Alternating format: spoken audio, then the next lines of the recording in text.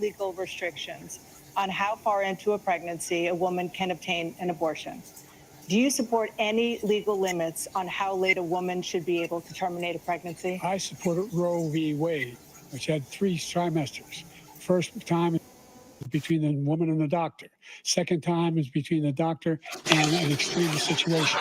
The third time is between the doctor, between the woman and the state.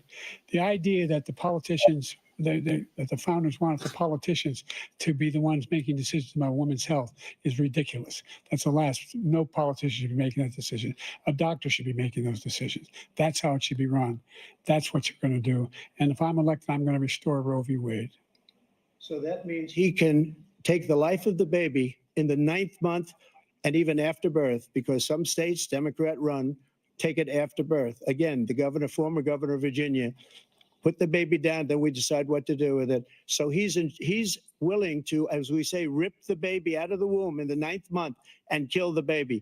Nobody wants that to happen, Democrat or Republican. Nobody wants it to happen. You're lying. That is simply not true. The Roe v. Wade does not provide for that. That's not the circumstance. Only if a woman's life is in danger, she's going to die. That's the only circumstance in which that can happen.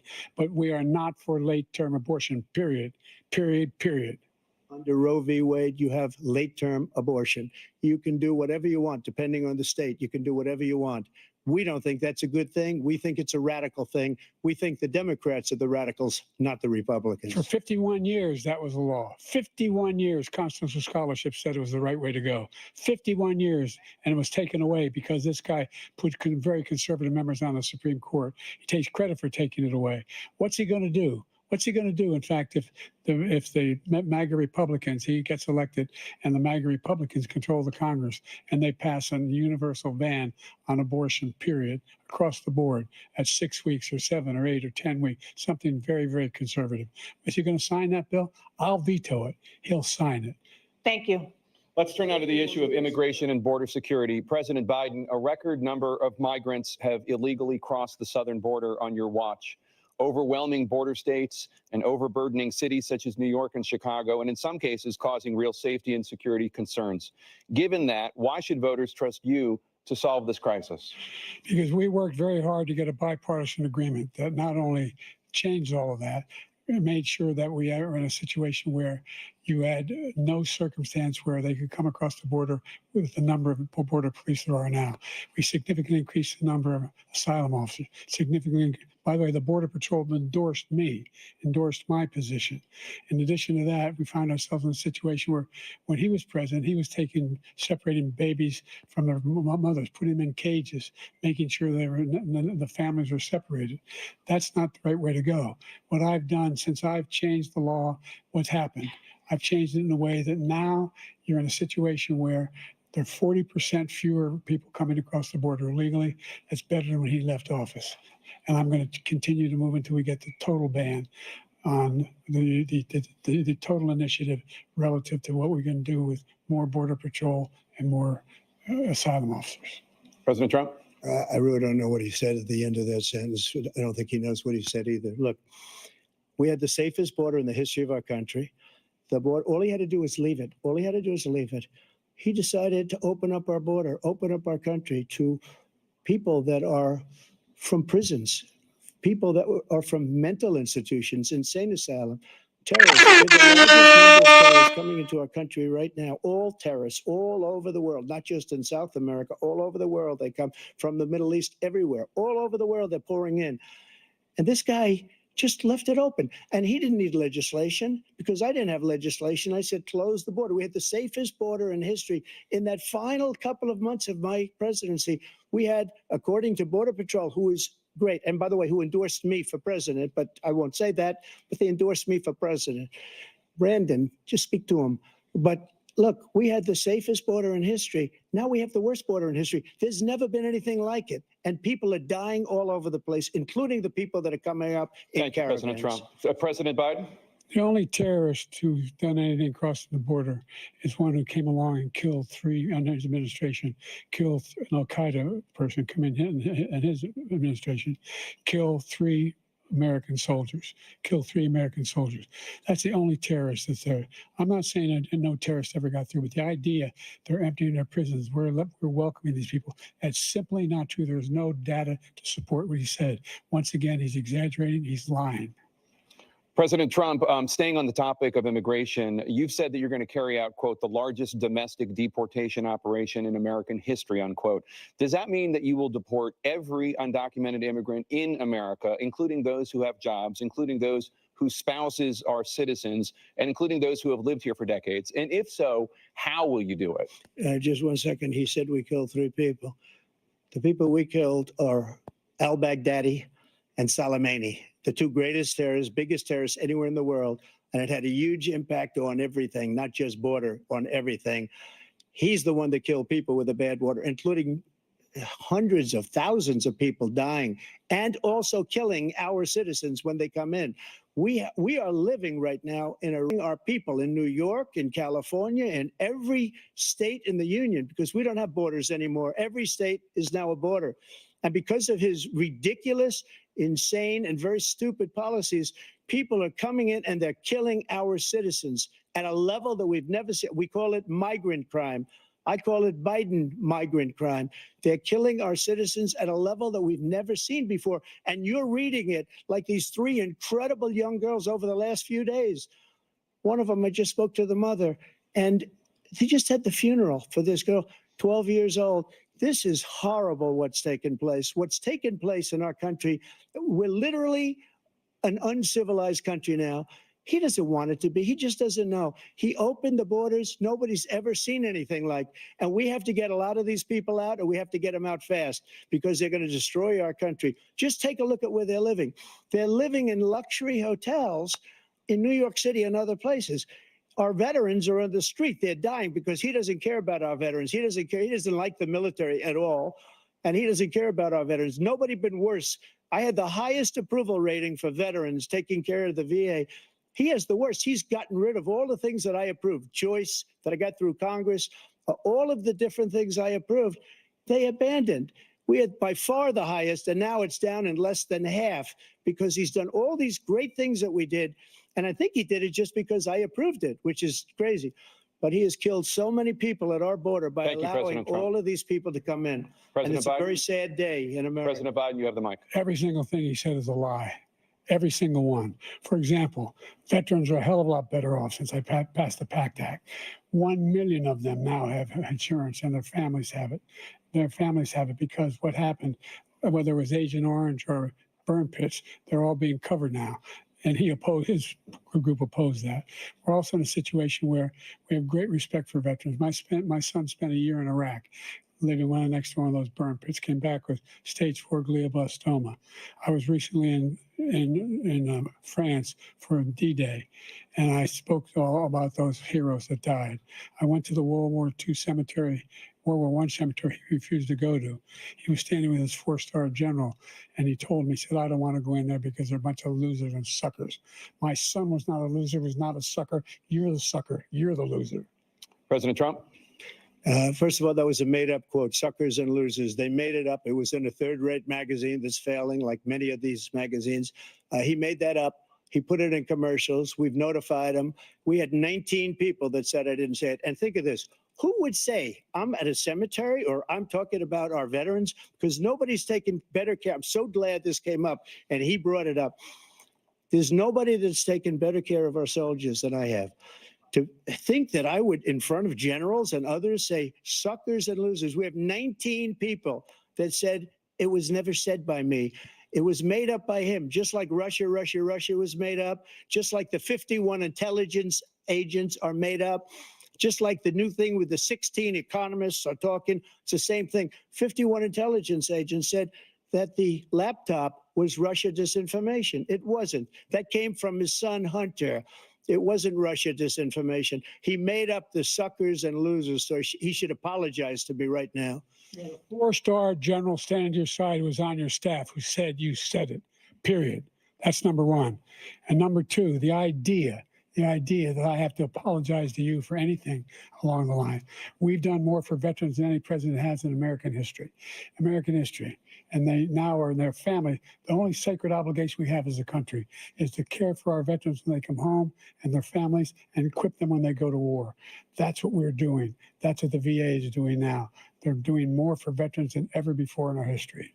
All right. Thank you so much. Let's move to the topic of foreign policy. I want to begin with Russia's war against Ukraine, which is now in its third year. Former President Trump, Russian President Vladimir Putin says he'll only end this war if Russia keeps the Ukrainian territory it has already claimed and Ukraine abandons its bid to join NATO. Are Putin's terms acceptable to you? First of all, our veterans and our soldiers can't stand this guy. They can't stand him. They think he's the worst commander in chief, if that's what you call him, that we've ever had. They can't stand him. So let's get that straight. And they like me more than just about any of them. And that's based on every single bit of information. As far as Russia and Ukraine, if we had a real president, a president that knew, that was respected by Putin, he would have never invaded Ukraine. A lot of people are dead right now, much more than people know. You know, they talk about numbers. You can double those numbers, maybe triple those numbers. He did nothing to stop it. In fact, I think he encouraged Russia from going in. I'll tell you what happened. He was so bad with Afghanistan. It was such a horrible embarrassment, most embarrassing moment in the history of our country, that when Putin watched that and he saw the incompetence, that he should have fired those generals, like I fired the one that you mentioned. So he got no love lost, but he should have fired those generals. No general got fired for the most embarrassing moment in the history of our country, Afghanistan, where we left billions of dollars of equipment behind. We lost 13 beautiful soldiers, and 38 soldiers were obliterated. And by the way, we left people behind too. We left American citizens behind. When Putin saw that, he said, you know what? I think we're going to go in and maybe take this was his dream. I talked to him about it, his dream. The difference is he never would have invaded Ukraine, never. Just like Israel would have never been invaded in a million years by Hamas. You know why? Because Iran was broke with me. I wouldn't let anybody do business with them. They ran out of money. They were broke. They had no money for Hamas. They had no money for anything, no money for terror. That's why you had no terror at all during my administration. This place, the whole world is blowing up under him. President Biden? I've never heard so much malarkey in my whole life. Look, the fact of the matter is that we're in a situation where, let's take the last point first. Iran attacked American troops, caused brain damage for a number of these troops, and he did nothing about it. Recently, not when he was president, they attacked. He said they're just having headaches. That's all it is. He didn't do a thing when the attack took place, number one. Number two, we got over 100,000 Americans and others out of Afghanistan during that airlift.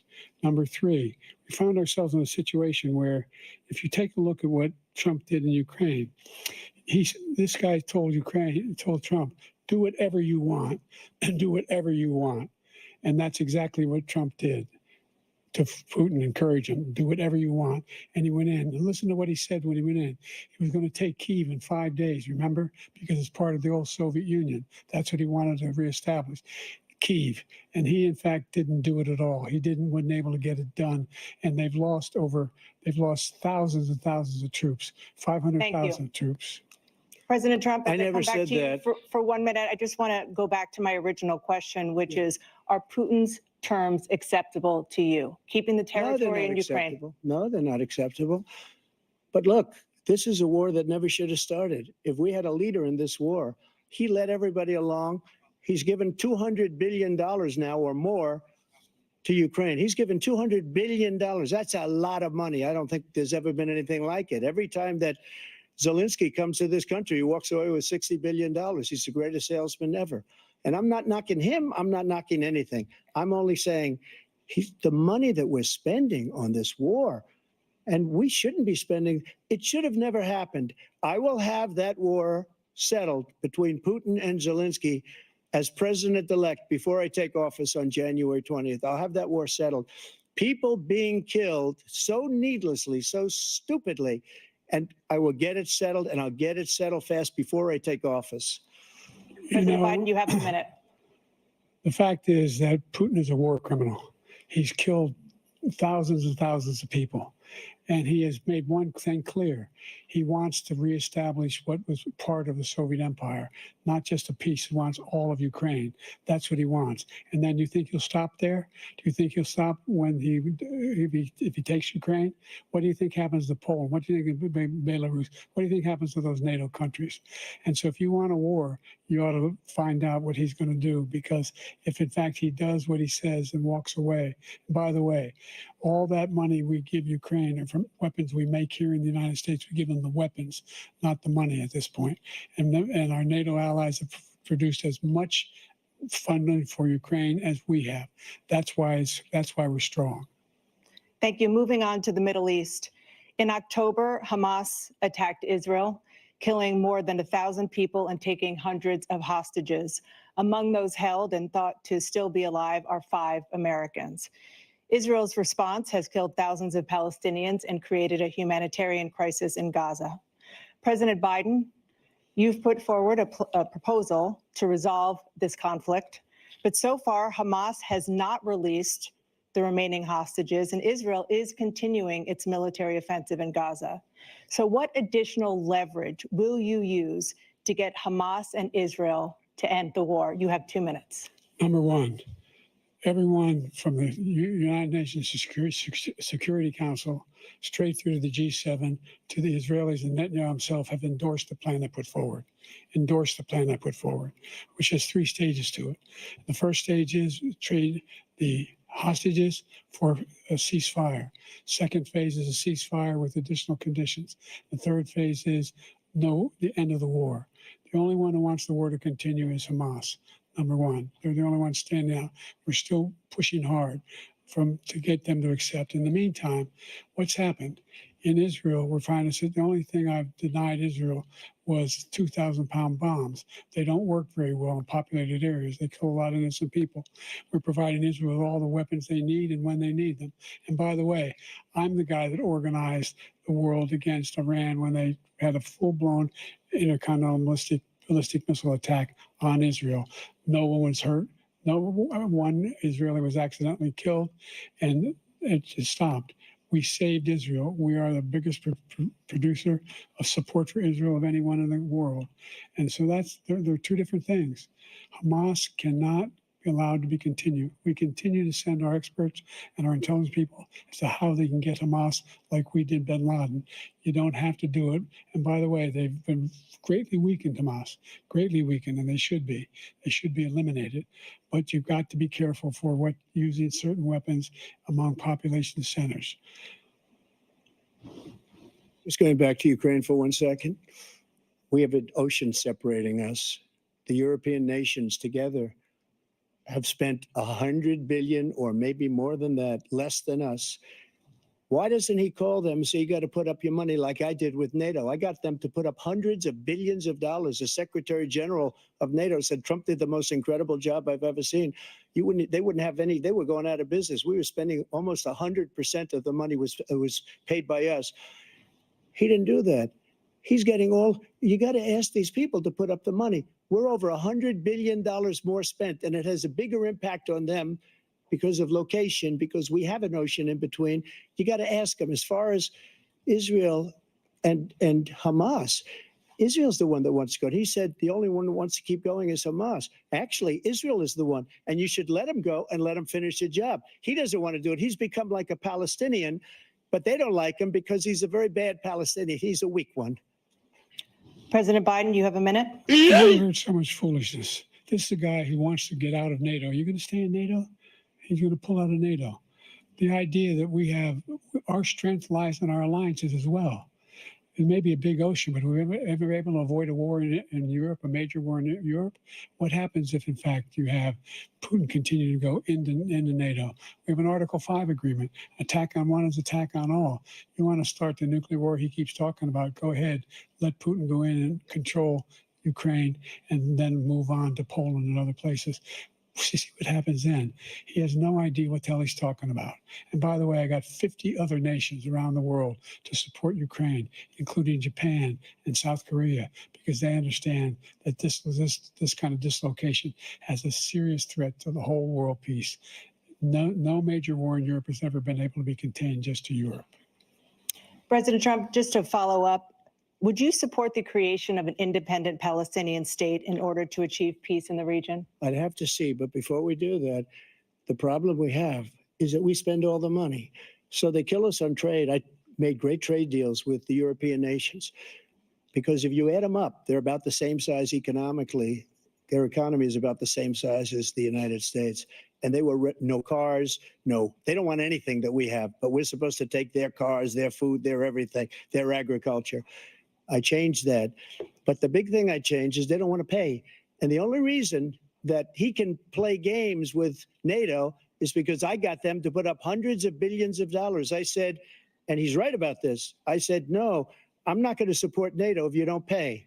They asked me that question, would you guard us against Russia, at a very secret meeting of the 28 states at that time, nations at that time. And they said, no, if you don't pay, I won't do that. And you know what happened? Billions and billions of dollars came flowing in the next day and the next months. But now we're in the same position. We're paying everybody's bills.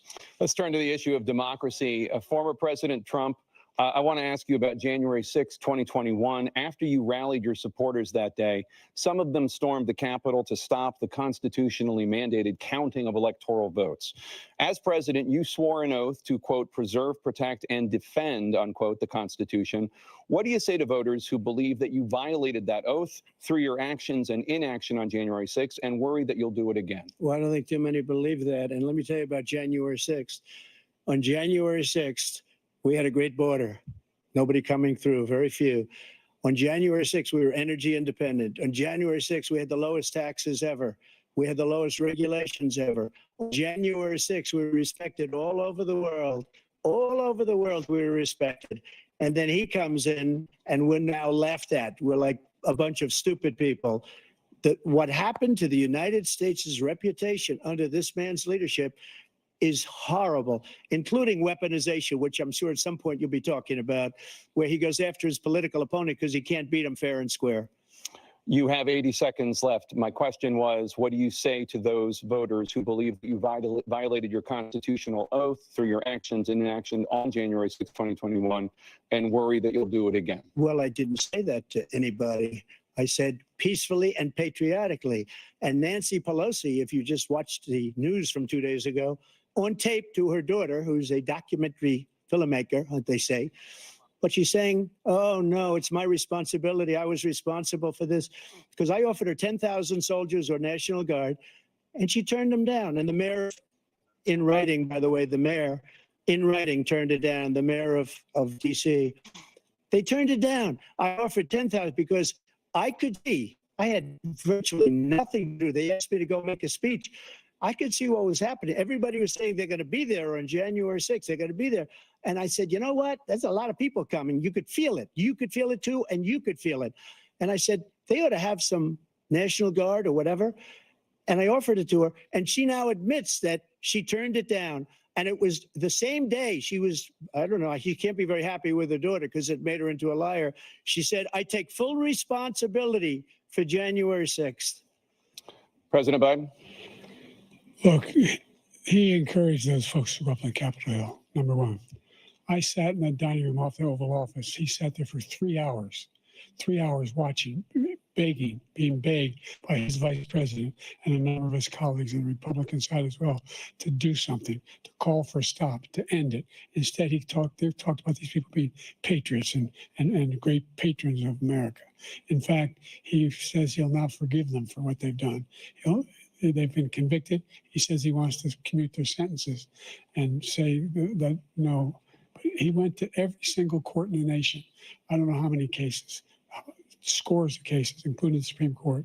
And they said, no, this guy is responsible for doing what was done. He didn't do a damn thing. And these people should be in jail. And they should be the ones who are being held accountable. And he wants to let them all out. And now he says if he loses again, such a whiner that he is, that it could be a bloodbath. Thank you, President Biden. President Trump? What they've done to some people that are so innocent, you ought to be ashamed of yourself. What you have done, how you've destroyed the lives of so many people when they ripped down Portland, when they ripped down many other cities. You go to Minnesota, Minneapolis, what they've done there with the fires all over the city. If I didn't bring in the National Guard, that city would have been destroyed. When you look at all of they took over big chunks of Seattle. I was all set to bring in the National Guard. They heard that, they saw them coming, and they left immediately. What he said about this whole subject is so off. Peacefully patriotic. One other thing, the Unselect Committee, which is basically two horrible Republicans that are all gone now out of office, and Democrats, all Democrats, they destroyed and deleted all of the information they found because they found out we were right. We were right. And they deleted and destroyed all of the information. They should go to jail for that. If a Republican did that, they'd go to jail. Thank you, President Trump. President Biden, I want to give you a minute. The only person on this stage is a convicted felon is the man I'm looking at right now. And the fact of the matter is, what he's telling you is simply not true. The fact is that there was no effort on his part to stop what was going on up in Capitol Hill. And all those people, every one of those who were convicted, deserves to be convicted.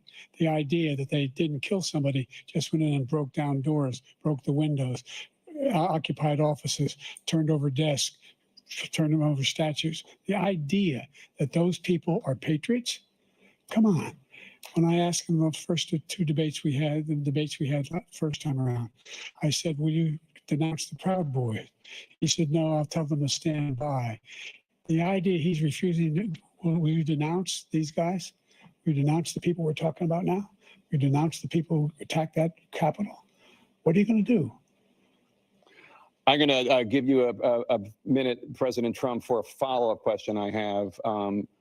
After a jury convicted you of 34 felonies last month, you said if reelected, you would, quote, have every right to go after, unquote, your political opponents. You just talked about members of the Select Committee on January 6th going to jail. Your main political opponent is standing on stage with you tonight. Can you clarify exactly what it means about you feeling you have every right to go after your political opponents? Well, I said my retribution is going to be success. We're going to make this country successful again, because right now it's a failing nation.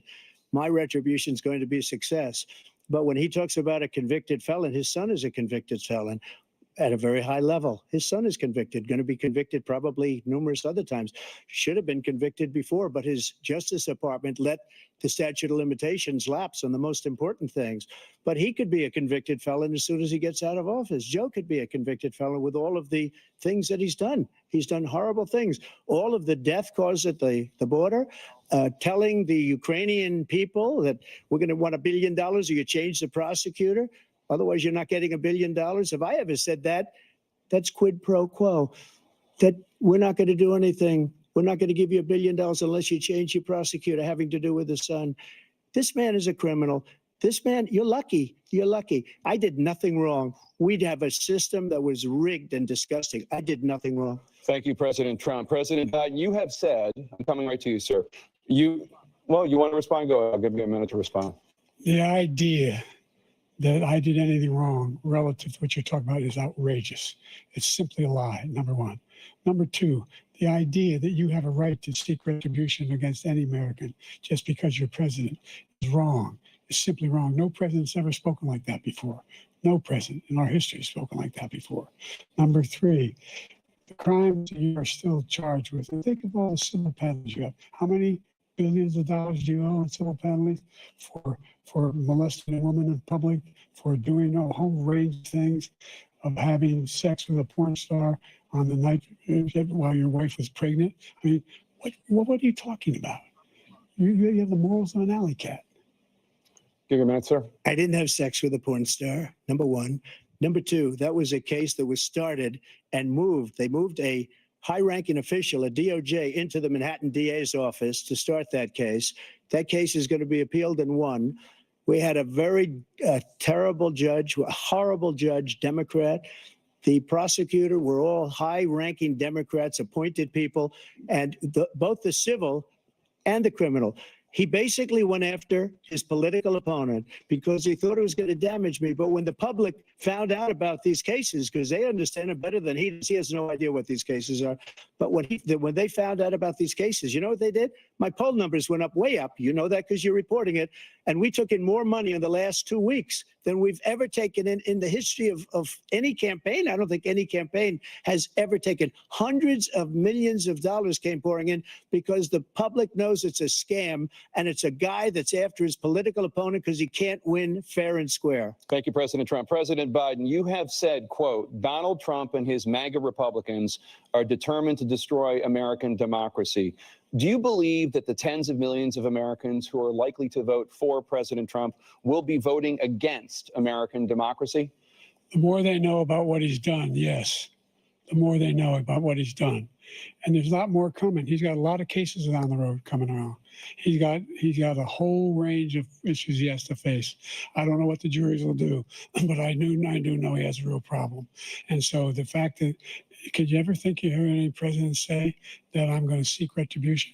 Do you ever hear any presidents say that I thought Hitler had some good ideas? What got me involved to run in the first place after my son had died, I decided in Iraq, because of Iraq, I said I wasn't going to run again until I saw what happened in Charlottesville, Virginia.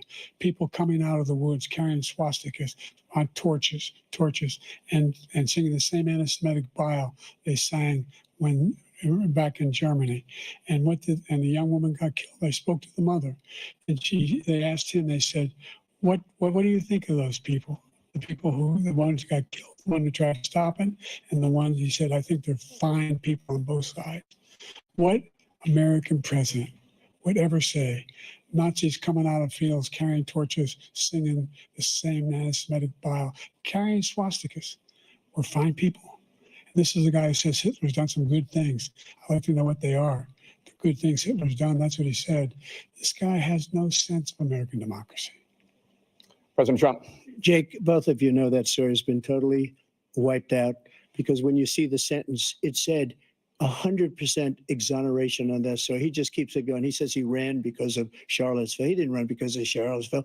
He ran because it was his last chance. He's not equipped to be president. You know it, and I know it. It's ridiculous. We have a debate.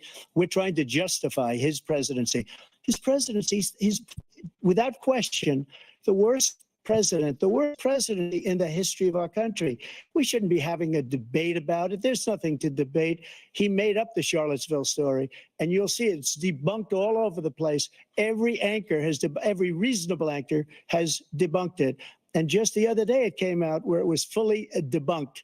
It's a nonsense story. He knows that, and he didn't run because of Charlottesville. He used that as an excuse to run. President Biden. And debunked. It happened. All you have to do is listen to what was said at the time. And the idea that somehow that's the only reason I ran because I was worried a guy like this guy could get elected. If he thought they were good people coming out of that forest, carrying those woods, carrying those torches, then he didn't deserve to be president. Didn't deserve to be president at all. And the idea that he's talking about all this being fabricated, we saw with our own eyes. We saw what happened on January 6th. We saw the people breaking through the windows. We saw people occupying his own vice president. Look, there's a reason why 40 of his 44 top cabinet officers refused to endorse him this time. His vice president hasn't endorsed him this time. So why? Why? They know him well. They serve with him. Why are they not endorsing him? Thank you, President Biden. We're going to be right back with more from the CNN presidential debate.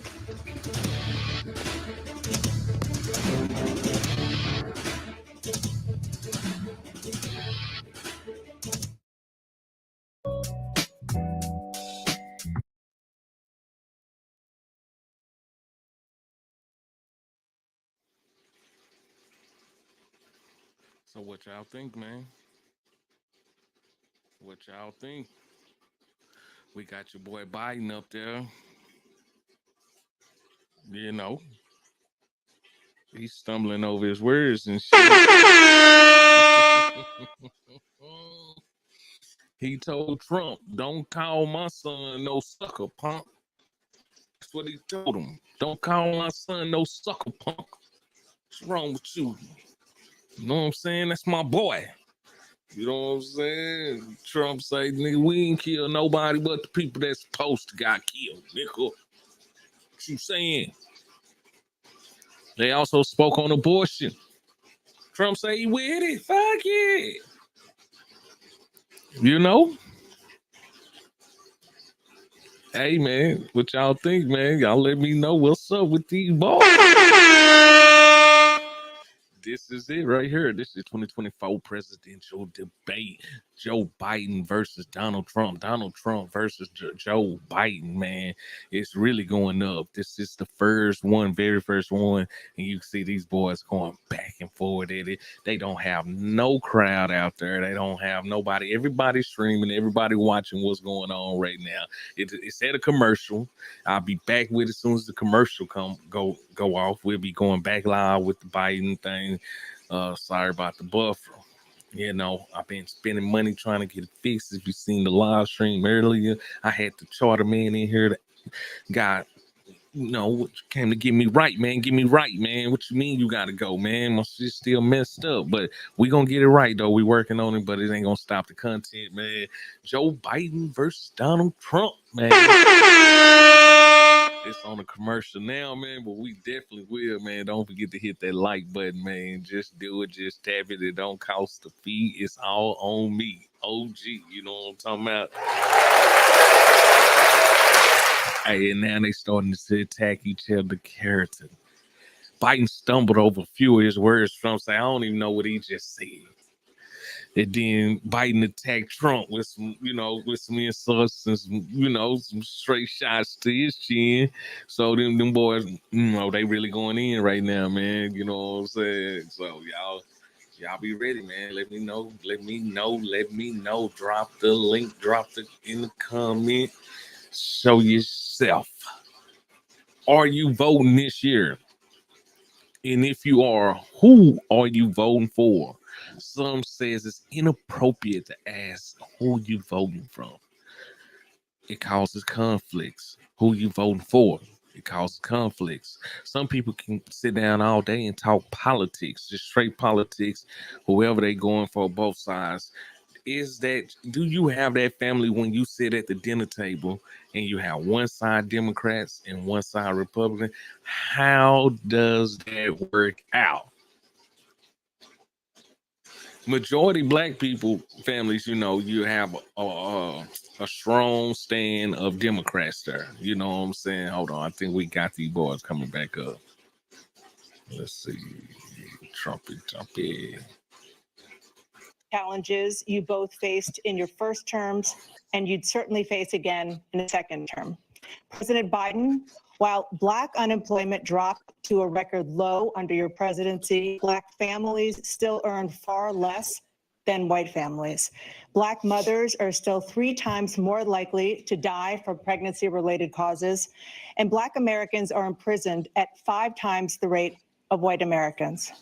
What do you say to Black voters who are disappointed that you haven't made more progress? They acknowledge they made a lot of progress, number one. The fact of the matter is there's more small Black businesses that have been started than any time in history. Number two, the wages of Black unemployment is the lowest level it's been in a long, long time. Number three, we're providing housing for Black Americans and dealing with the segregation that exists among these corporations that collude to keep people out of their houses. And in addition to that, we find that the impact on the choice that Black families have to make relative to childcare is incredibly difficult. When we did the first major piece of legislation in the past, I was able to reduce Black childcare costs.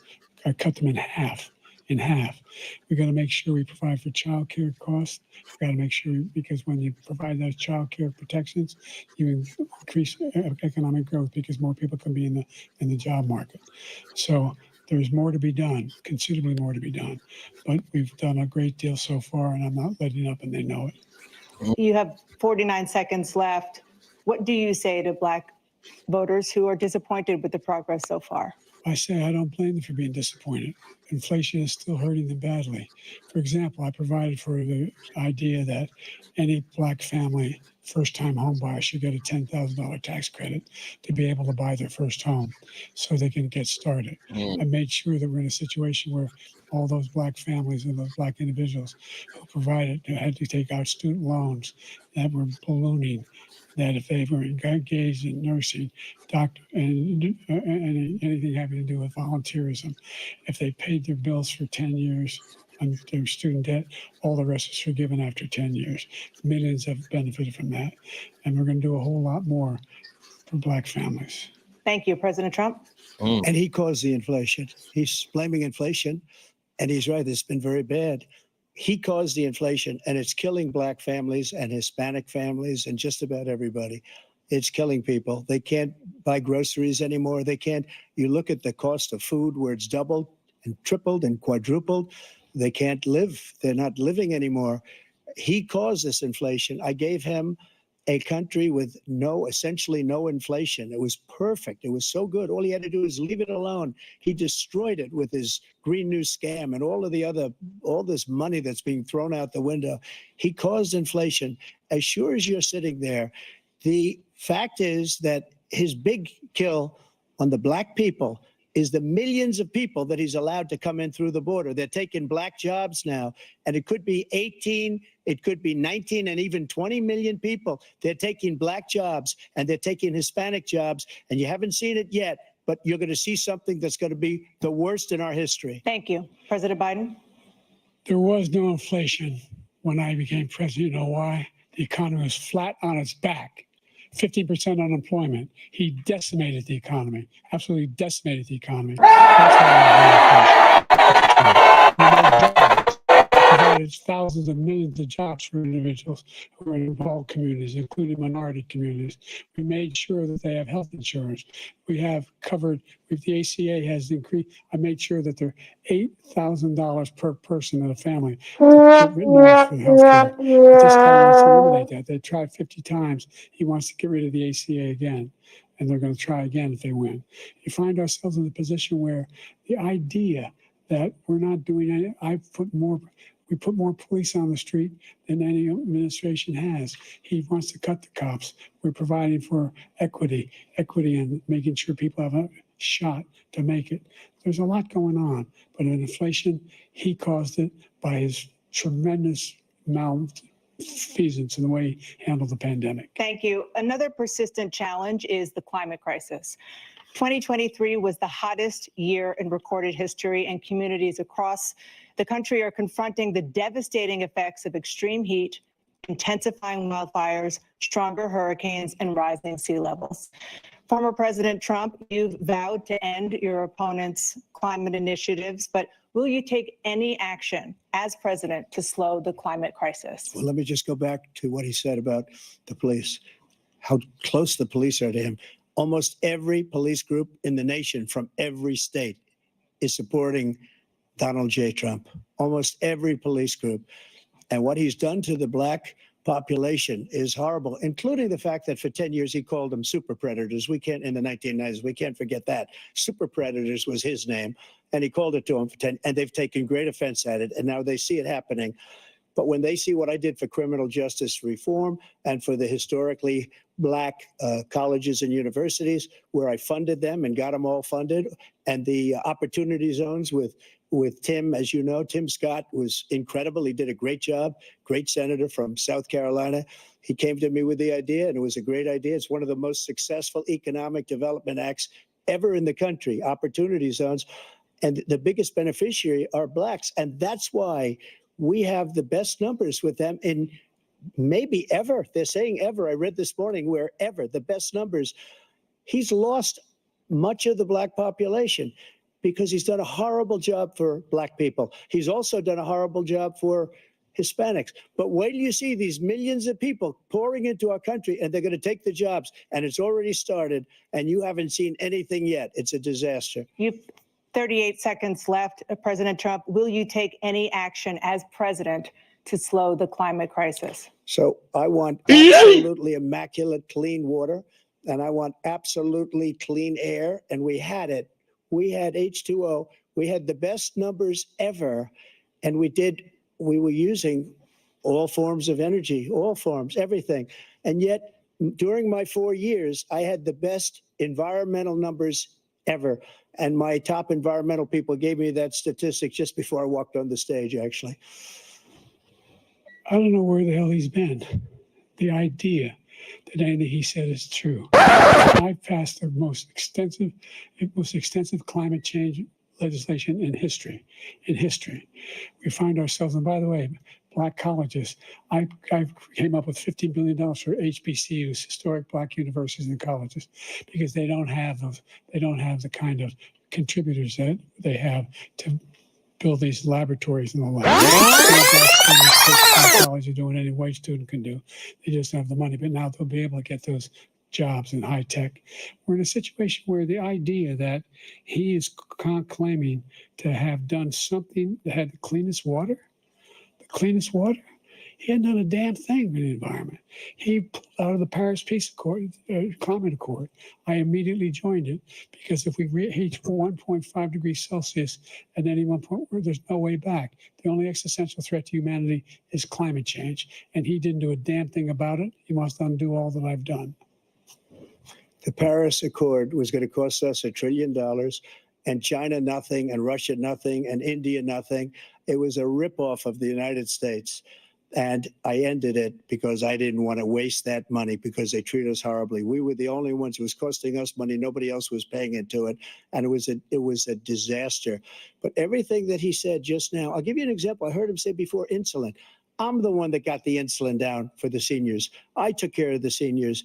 What he's doing is destroying all of our medical programs because the migrants coming in, they want everybody. And look, I have the biggest heart on the stage. I guarantee you that. And I want to take care of people, but we're destroying our country. They're taking over our schools, our hospitals, and they're going to be taking over Social Security. He is destroying Social Security, Medicare, and Medicaid.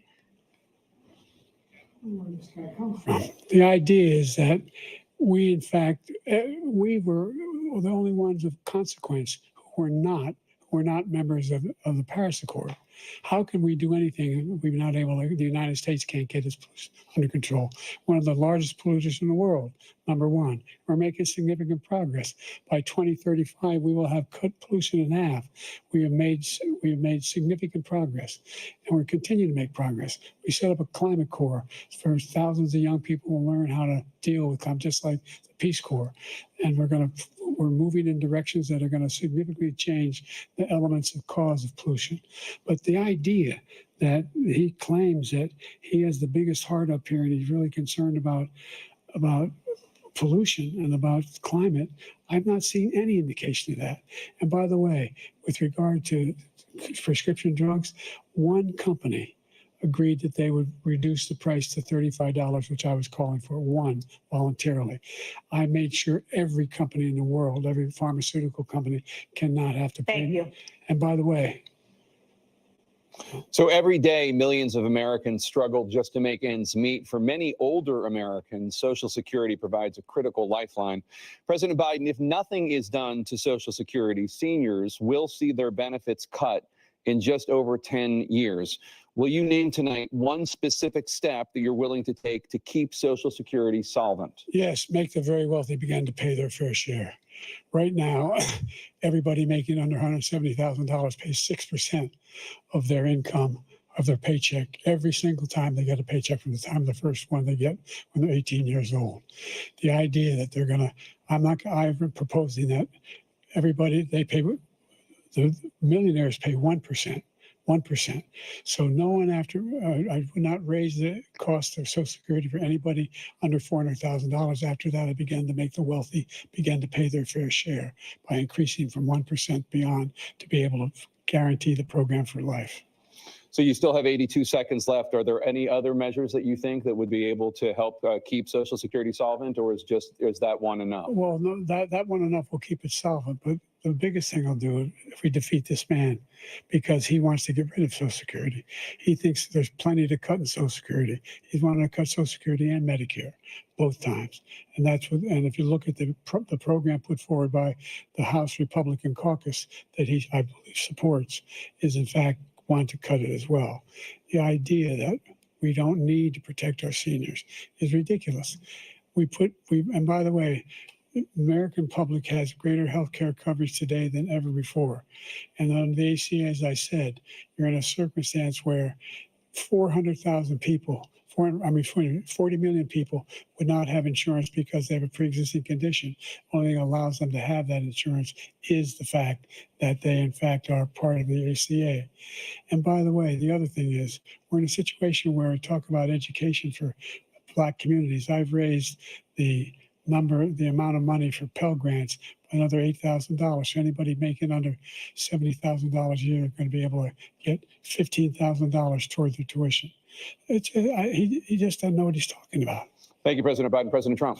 So I've dealt with politicians all my life. I've been on this side of the equation for the last 8 years. I've never seen anybody lie like this guy. He lies. I've never seen it. He could look you in the face. About so many other things too. And we mentioned the laptop. We mentioned Russia, Ukraine. Everything he does is a lie. It's misinformation and disinformation. The losers and suckers story that he made up is a total lie on the military. It's a disgrace. But Social Security, he's destroying it because millions of people are pouring into our country, and they're putting them onto Social Security. They're putting them onto Medicare, Medicaid. They're putting them in our hospitals. They're taking the place of our citizens. What they're doing to the VA, to our veterans, is unbelievable. Our veterans are living in the street, and these people are living in luxury hotels.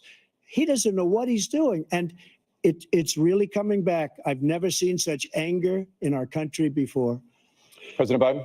The idea that veterans are not being taken care of, I told you before. And by the way, when I said suckers and losers, he acknowledged after that he fired that general. That general got fired because he's the one that acknowledged that that's what he said. He was the one standing with Trump when he said it, number one. Number two, the idea that we're going to be in a situation where all these millions and millions, the way he talks about it, illegal aliens are coming into the country and taking away our jobs. There's a reason why we have the fastest growing economy in the world, the reason why we have the most successful economy in the world. We're doing better than any other nation in the world. And by the way, those 15 Nobel laureates he talked about being phony, those 15 Nobel laureates, economists, they all said that if Trump is reelected, we're likely to have a recession and inflation is going to increasingly go up. And by the way, worst president in history, 159 presidential scholars voted him the worst president in the history of the United States of America. President Biden, thank you so much. Let's turn to the cost of child care, which many American families struggle to afford. President Trump, both you and President Biden have tried to address this issue, but the average cost of child care in this country has risen to more than $11,000 a year per child. For many families, the cost of child care for 2 children is more than their rent. In your second term, what would you do to make child care more affordable? Just to go back, the general got fired because he was no good. And if he said that, that's why he made it up. But we have 19 people that said I didn't say it, and they're very highly respected, much more so than him. The other thing is, he doesn't fire people. He never fired people. I've never seen him fire anybody. I did fire a lot. I fired Comey because he was no good. I fired a lot of the top people at the FBI, drained the swamp. They were no good. Not easy to fire people. You'd pay a price for it, but they were no good. I inherited these people. I didn't put Comey there. He was no good. I fired him. This guy hasn't fired anybody. He never fires. He should have fired every military man that was involved with the Afghanistan horror show, the most embarrassing moment in the history of our country. He didn't fire. Did you fire anybody? Did you fire anybody that's on the border that's allowed us to have the worst border in the history of the world? Did anybody get fired for allowing 18 million people, many from prisons, many from mental institutions? Did you fire anybody that allowed our country to be destroyed? Joe, our country is being destroyed, as you and I saw. Wasted a lot of time on this debate. This shouldn't be a debate. He is the worst president. He just said about me because I said it. But look, he's the worst president in the history of our country. He's destroyed our country. Now all of a sudden he's trying to get a little tough on the border. He came out with a nothing deal, and it reduced it a little bit, like this much. It's insignificant. He wants open borders. He wants our country to either be destroyed or he wants to pick up those people as voters. And I don't think we just can't let it happen. If he wins this election, our country doesn't have a chance, not even a chance, of coming out of this rut. We probably won't have a country left anymore. That's how bad it is. He is the worst in history by far. Thank you, President Trump. President Biden? We are the most admired country in the world. We're the United States of America. There's nothing beyond our capacity. We have the finest military in the history of the world, the finest in the history of the world. No one thinks we're weak. No one wants to screw around with us. Nobody, number one.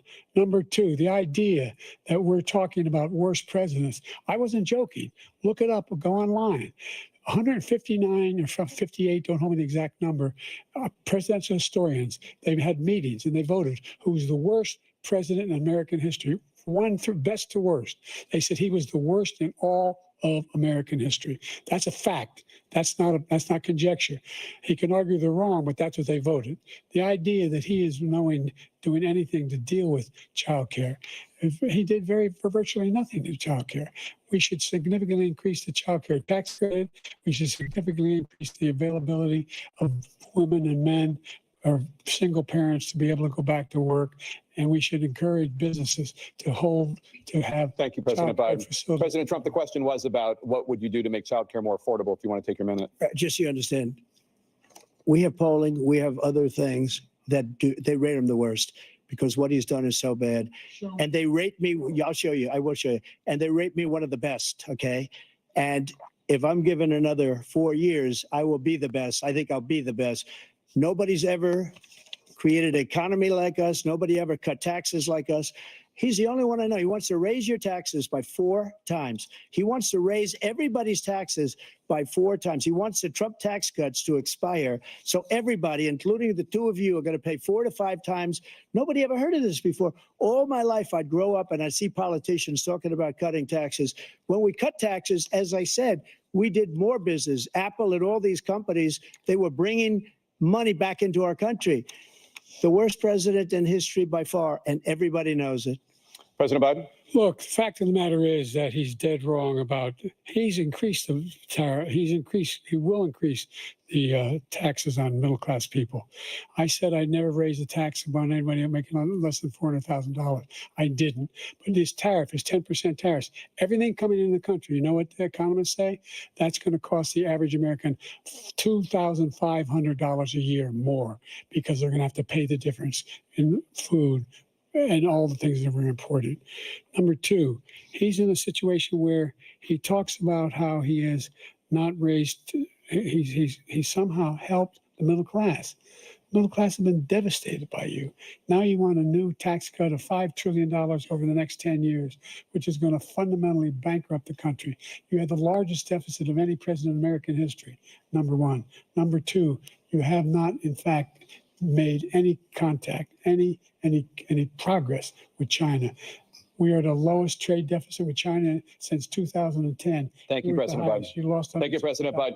Let's discuss an epidemic impacting millions of Americans that both of you have made a top priority in your first term, the opioid crisis. And for both of you, the number of overdose deaths in this country has gone up. Under your term, it went up. Under your term, it has gone up. Former President Trump, despite the efforts that both of you have made, more than 100,000 Americans are dying from overdoses every year, primarily from fentanyl and other opioids. What will you do to help Americans right now in the throes of addiction who are struggling to get the treatment they need? To finish up, we now have the largest deficit in the history of our country under this guy. We have the largest deficit with China. He gets paid by China. He's a Manchurian candidate. He gets money from China. So I think he's afraid to deal with them or something. But do you notice he never took out my tariffs because we bring in so much money with the tariffs that I imposed on China. He never took them away. He can't because it's too much money. It's tremendous. And we saved our steel industries and there was more to come, but he hasn't done that. But he hasn't cut the tariffs because he can't, because it's too much money. But he's got the largest deficit in the history of our country, and he's got the worst situation with China. China's going to own us if you keep allowing them to do what they're doing to us as a country. They are killing us as a country, Joe, and you can't let that happen. You're destroying our country. So, President Trump, you have 67 seconds left. The question was, what are you going to do to help Americans in the throes of addiction right now who are struggling to get the treatment they need? Jake, we were doing very well at addiction until the COVID came along. We had the 2.5, almost 3 years of like nobody's ever had before, any country in every way. And then we had to get tough. And it was the drugs pouring across the border were, it started to increase. We got great equipment. We bought the certain dog that's the most incredible thing that you've ever seen, the way they can spot it. We did a lot, and we were getting very low numbers, very, very low numbers. Then he came along. The numbers, have you seen the numbers now? It's not only the 18 million people that I believe is even low, because the gotaways, they don't even talk about gotaways, but the numbers of the amount of drugs and human trafficking in women coming across our border, the worst thing I've ever seen, at numbers that nobody's ever seen under him, because the border's so bad. But the number of drugs coming across our border now is the largest we've ever had by far. President Trump, thank you. President Biden? Fentanyl and the byproducts of fentanyl went down for a while. And I wanted to make sure we use the machinery that can detect fentanyl, these big machines that roll over everything that comes across the border. And it costs a lot of money. That was part of this deal we put together, this bipartisan deal. More fentanyl machines, more be able to detect drugs, more numbers of agents, more numbers of all the people at the border. And when we had that deal done, he called his Republican colleagues and said, don't do it. It's going to hurt me politically. No, he never argued it's not a good bill. It's a really good bill. We need those machines. We need those machines. And we're coming down very hard in every country in Asia in terms of precursors for fentanyl. And Mexico is working with us to make sure they don't have the technology to be able to put it together. That's what we have to do. We need those machines. Thank you, President Biden. President Trump, and again, the question is about Americans in the throes of addiction right now, struggling to get the treatment they need. Well, this does pertain to it. He ended Remain in Mexico. He ended catch and release. I made it catch and release in Mexico, not catch and release here. We had so many things that we had done, hard negotiations with Mexico, and I got it all for nothing. It's just like when you have a hostage, we always pay $6 billion for a hostage. Every time we say a hostage. Now we have a hostage, a Wall Street Journal reporter, I think a good guy, and he's over there because Putin is laughing at this guy, probably asking for billions of dollars for the reporter. I will have him out very quickly as soon as I take office. Before I take office, I said by literally as soon as I win the election, I will have that reporter out. He should have had him out a long time ago, but Putin's probably asking for billions and billions of dollars because this guy pays it every time. We had 2 cases where we paid $6 billion for 5 people. I got 58 people out and I paid essentially nothing. Thank you, President Trump. Dana? Let's turn to concerns that voters have about each of you. President Biden, you would be 86 at the end of your second term. How do you address concerns about your capability to handle the toughest job in the world well into your 80s? Well, first of all, I spent half my career being criticized being the youngest person in politics. I was the second youngest person ever elected to the United States Senate, and now I'm the oldest. This guy's 3 years younger and a lot less competent. I think that just look at the record. Look at what I've done. Look how I've turned around the horrible situation he left me. As I said, 15 million new jobs, 800,000 manufacturing jobs, more investment in America, over billions of dollars in private investment in enterprises that we are growing. By the way, we brought an awful lot of people. Well, the whole idea of computer chips, we used to have 40% of the market. We invented those chips, and we lost it because he was sending people to find the cheapest jobs overseas and to bring home a product. So I went to South Korea. I convinced Samsung to invest billions of dollars here in the United States. And guess what? Those fabs, they call them, to build these chips, those fabs pay over $100,000. You don't need a college degree for them. And there's billions, about $40 billion already being invested and being built right now in the United States, creating significant jobs for Americans from all over the world. President Biden, you have 40 seconds left. Would you like to add anything? Yeah, I would. The idea that somehow we are this failing country. I never heard a president talk like this before. We're the envy of the world. Name me a single major country president who wouldn't trade places with the United States of America for all our problems and all our opportunities. We're the most progressive country in the world in getting things done. We're the strongest country in the world. We're a country in the world who keeps our word, and everybody trusts us. All of our allies and our those who he cuddles up to, from Kim Jong-un, he sends love letters to, and Putin, et cetera. They don't want to screw around with us. Thank you. Former President Trump, to follow up, you would be 82 at the end of your second term. What do you say to voters who have concerns about your capabilities to serve? Well, I took 2 tests, cognitive tests. I aced them, both of them, as you know. We made it public. He took none. I'd like to see him take one, just one, a real easy one. Like go through the first 5 questions. He couldn't do it. But I took 2 cognitive tests. I took physical exams every year. And, you know, we knock on wood wherever we may have wood, that I'm in very good health. I just won 2 club championships, not even senior, 2 regular club championships. To do that, you have to be quite smart, and you have to be able to hit the ball a long way. And I do it. He doesn't do it. He can't hit a ball 50 yards. He challenged me to a golf match. He can't hit a ball 50 yards. I think I'm in very good shape. I feel that I'm as in good a shape as I was 25, 30 years ago. Actually, I'm probably a little bit lighter, but I'm in as good a shape as I was years ago. I feel very good. I feel the same. But I was willing to take a cognitive test. And you know what? If I didn't do well, I aced them. Dr. Ronnie Jackson, who's a great guy when he was White House doctor. And then I took another one, a similar one. And one of them said they'd never seen anybody ace him. Thank you. President Biden? You can see he is 6'5" and only 223 pounds, or 235 pounds. Well, you said 6'4", 200. Well, anyway, that's what anyway, just take a look at what he says he is, and take a look at what he is. Look, I'd be happy to have a driving contest with him. The reason I got my handicap, which when I was vice president, down to a 6. But by the way, I told you before, I'm happy to play golf if you carry your own bag. Think you can do it? That's the biggest lie. He's a 6 handicap of all. I was an 8 handicap. Yeah. 8. Never. But I have, you know how many? I've seen you swing. I know you swing. Okay, let's you know not how act many like rounds- children. President Trump, we're going to 21 turn Let's Right. not act like children. You to are a a child. specific concern that voters have about you. Will you pledge tonight that once all legal challenges have been exhausted, that you will accept the results of this election, regardless of who wins, and you will say right now that political violence in any form is unacceptable? Well, I shouldn't have to say that, but of course I believe that. It's totally unacceptable.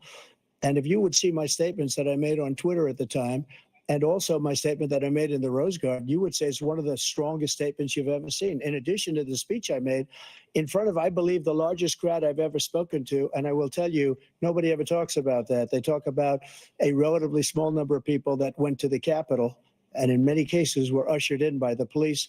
And as Nancy Pelosi said, it was her responsibility, not mine. She said that loud and clear. But the answer is, if the election is fair, free, and I want that more than anybody. And I'll tell you something. I wish he was a great president, because I wouldn't be here right now. I'd be at one of my many places enjoying myself. I wouldn't be under indictment because I wouldn't have been his political opponent, because he indicted me because I was his opponent. I wish he was a great president. I would rather have that. I wouldn't be here.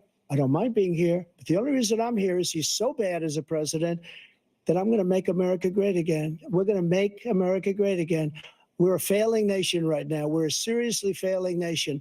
And we're a failing nation because of him. His policies are so bad. His military policies are insane. They're insane. These are wars that will never end with him. He will drive us into World War III, and we're closer to World War III than anybody can imagine. We are very, very close to World War III, and he's driving us there. And Kim Jong-un and President Xi of China, Kim Jong-un of North Korea, all of these, Putin, they don't respect him. They don't fear him. They have nothing going with this gentleman, and he's going to drive us into World War III. You want a World War III, let him follow and win, and let Putin say, do what you want, NATO. Just do what you want. There's a thing called Article 5. An attack on one is attack on all, and required response.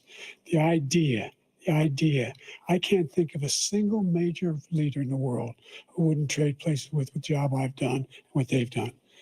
Because we are a powerful nation. We have wonderful people. It's because of the people, not me. It's because of the American people. They're capable of anything, and they step up when they're needed. And right now, we're needed. We're needed to protect the world because our own safety is at stake. And again, you want to have a war, just let Putin go ahead and take Kyiv, make sure they move on, see what happens in Poland, Hungary, and other places along that border. Then you have a war. President Trump, as I come back to you for a follow-up, the question was, will you accept the results of this election, regardless of who wins? Just to finish what he said, if I might, Russia, they took a lot of land from Bush. They took a lot of land from Obama and Biden. They took no land, nothing from Trump, nothing. He knew not to do it. He's not going to play games with me. He knew that. I got along with him very well, but he knew not to play games. He took nothing from me. But now he's going to take the whole thing from this man right here. That's a war that should have never started. It would have never started ever with me. And he's going to take Ukraine.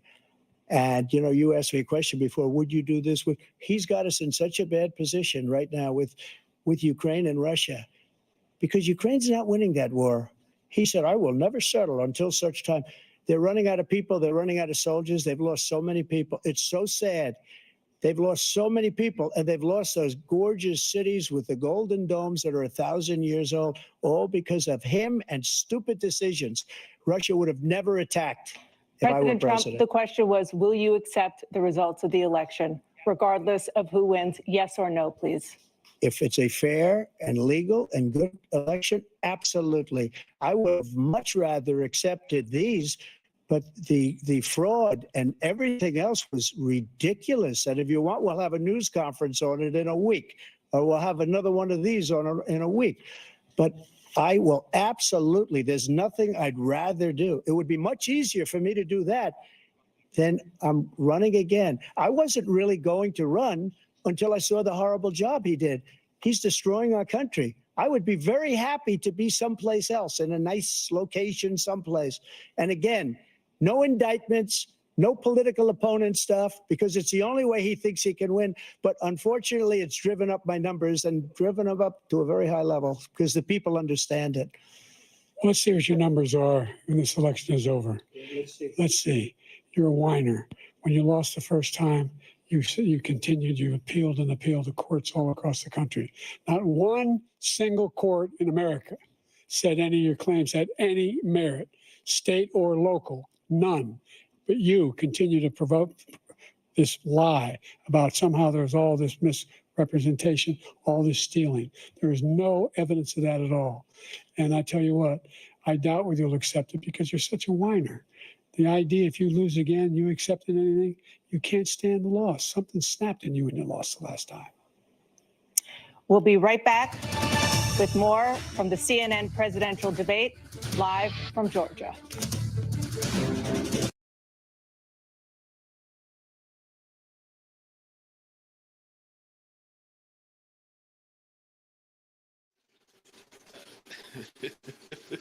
What y'all think, man?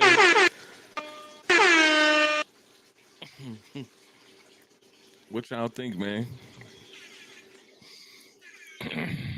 How y'all think this gonna turn out? We got Trump mumbling himself into a deep hole that's gonna destroy America. Caroline,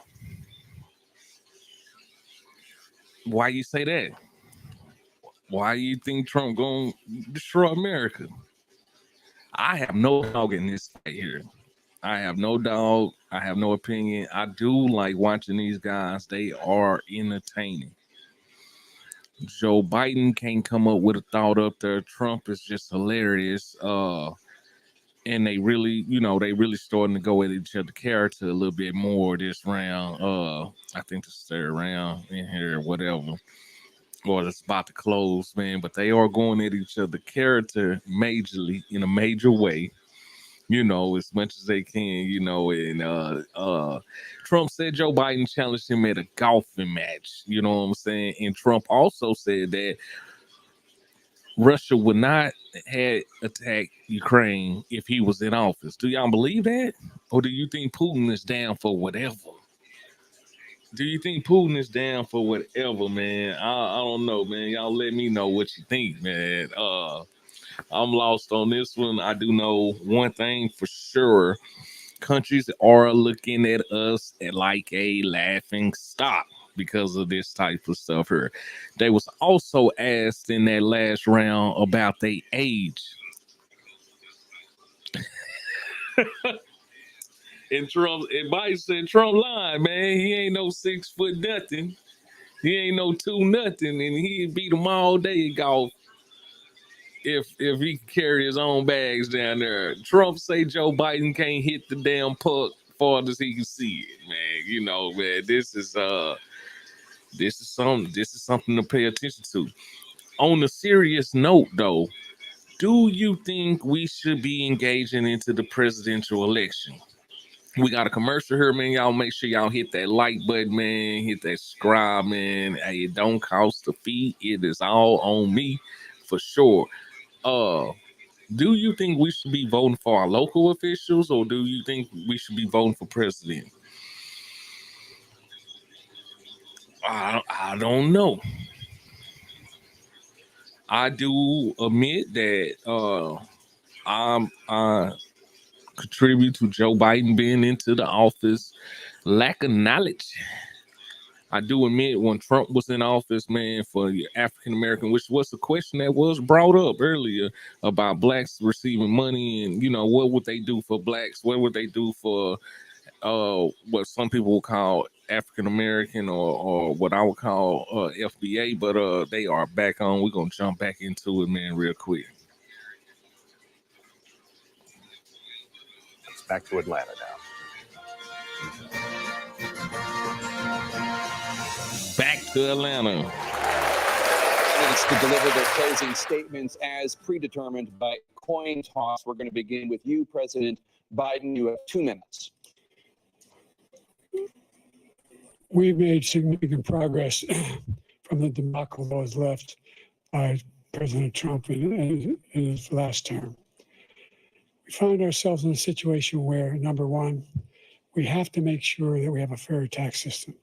I ask anyone out there in the audience or anyone out watching this debate, do you think the tax system is fair? The fact is that I said nobody even making under $400,000 had a single penny increase in their taxes and will not. And if I'm reelected, that'll be the case again. But this guy has increased your taxes because of the deficit.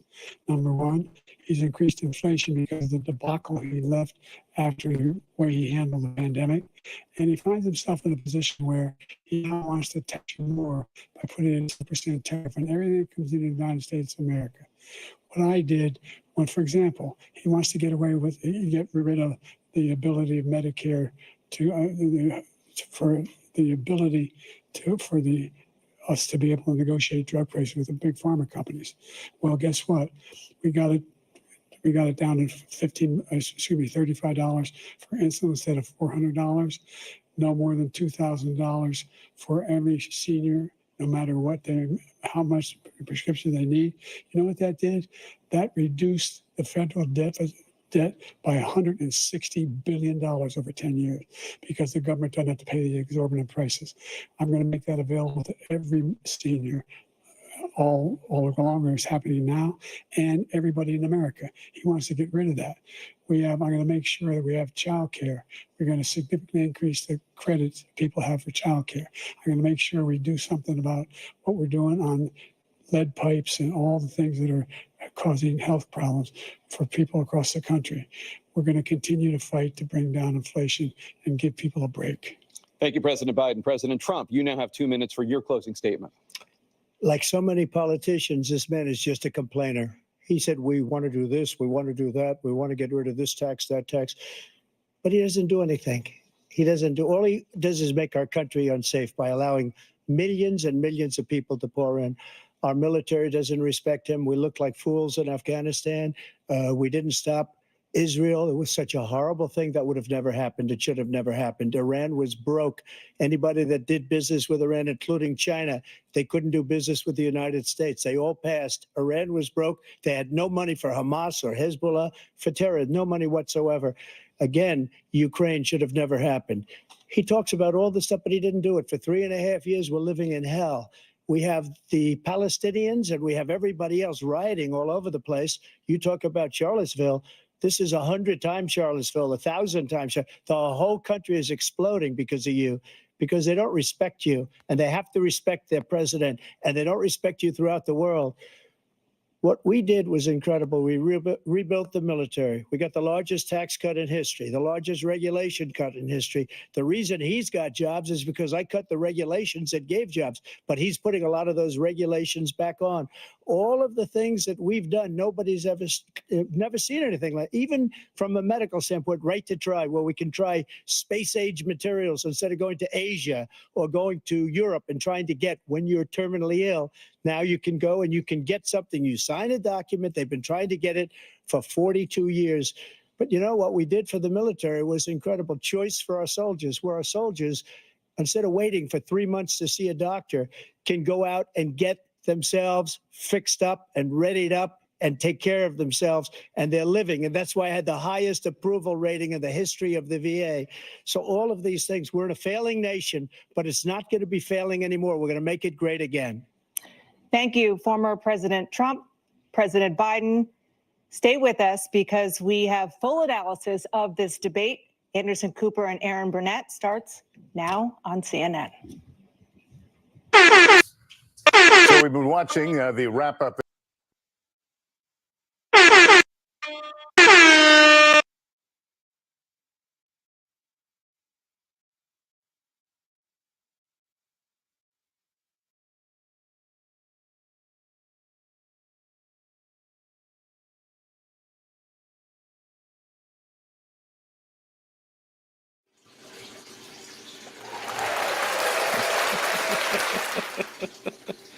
Trump, man, Trump.